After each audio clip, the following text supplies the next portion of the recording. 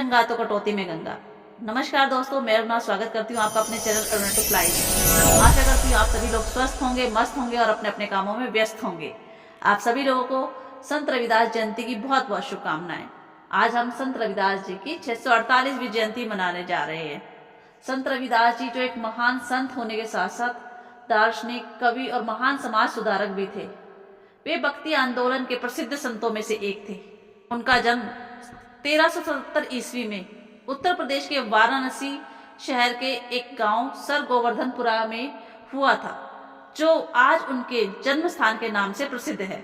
यहाँ पर हर साल उनके प्रशंसक, उनके अनुयायी इकट्ठा होते हैं, बड़े ही हर्षोल्लास के साथ उनकी जयंती मनाते हैं।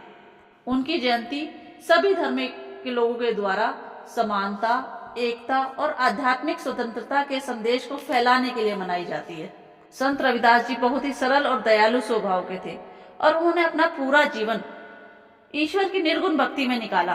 परंतु भक्ति के साथ साथ उन्होंने सामाजिक और पारिवारिक कर्तव्यों का भी पूर्णतः निर्वहन किया। उन्होंने अपने पैतृक पेशे को भी अपनाया और ईश्वर की भक्ति भी की। अपनी भक्ति के कारण ही वे सब लोगों के बीच प्रसिद्ध हुए। उनके जीवन काल में उन्होंने अनेकों चमत्कार भी किए, जिसके लिए बहुत सारी कहानियां प्रचलित है। जो लाइन मैंने सबसे पहले बोली, मन चंगा तो कटौती में गंगा, इसके साथ भी एक प्रसंग जुड़ा हुआ है। एक बार जब कुछ संतों ने उनके साथ आग्रह किया कि वो गंगा स्नान के लिए जाए, तब उनके मुंह से ये पंक्ति निकली थी, जो आगे चलकर इतनी प्रसिद्ध हुई। वो एक महान कवि भी थे। उन्होंने अपनी रचनाओं के माध्यम से बहुत ही सुंदर सुंदर संदेश हम सबको दिए हैं। उन्होंने अपनी रचनाओं में सरल व्यवहारिक भाषाओं का प्रयोग किया, जो जनसाधारण के लिए समझना बहुत ही आसान है। उनका उपनाम रैदास भी है और रैदास को उपमा और रूपक अलंकार विशेष प्रिय रहे हैं। सीधे साधे पदों को भी कवि ने बड़े ही सरलता के साथ प्रकट किया है। उन्होंने अपने हृदय के भाव को बहुत ही सरलता के साथ प्रकट किया है।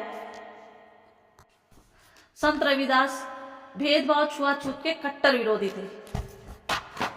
वह व्यक्ति की आंतरिक भावनाओं और आपसी भाईचारे को ही सच्चा धर्म मानते थे और इन्हीं विचारों का उन्होंने प्रचार और प्रसार किया। हमें भी उनके जीवन से प्रेरणा लेनी चाहिए और उनके विचारों को अपनाने की कोशिश करनी चाहिए। ये तो बिल्कुल सच बात है कि सभी इंसान बराबर हैं और जब हम एक दूसरे के साथ समानता का व्यवहार करते हैं तो आपसी भाईचारा बढ़ता है, जो एक समाज, एक देश और एक परिवार सभी के लिए बहुत ही जरूरी है।